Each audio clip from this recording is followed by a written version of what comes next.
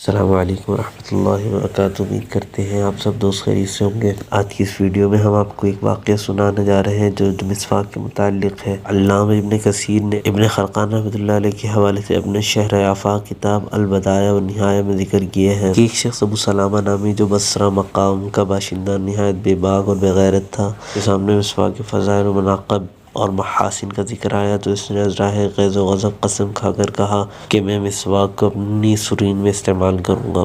چنانچہ اس نے اپنی سرین میں مسواک گھما کر اپنی قسم کو پورا کر کے دکھایا اور اس طرح مسواک کے سخت بے حرمتی اور بے ادبی کا معاملہ کیا، جس کی وجہ سے قدرتی طور پر ٹھیک 9 مہینے بعد اس کے پیٹ میں تکلیف شروع ہوئی اور پھر ایک بدشکل جانور جنگلی چوہے جیسا اس کے پیٹ سے پیدا ہوا، جس کے ایک بالش 4 انگلی کی دم، 4 پیر، مچھلی جیسا سر اور 4 دانت باہر کی جانب نکلے ہوئے تھے۔ پیدا ہوتے ہی جانور 3 بار چلایا، جس پر اس کی بچی آگے بڑھی اور سر کچل کر اس نے جانور کو ہلاک کر دیا اور تیسرے دن یہ شخص بھی مر گیا۔ یہ ویڈیو بس یہیں تک۔ اگر ہماری ویڈیو پسند آئی ہے تو پلیز ہمارے چینل کو لائک اور سبسکرائب کر دیجیے اور گھنٹی کے بٹن کو بھی دبا دیں تاکہ ہماری آنے والی ویڈیوز کی اپڈیٹ آپ کو پہلے مل سکے۔ بہت شکریہ، جزاک اللہ۔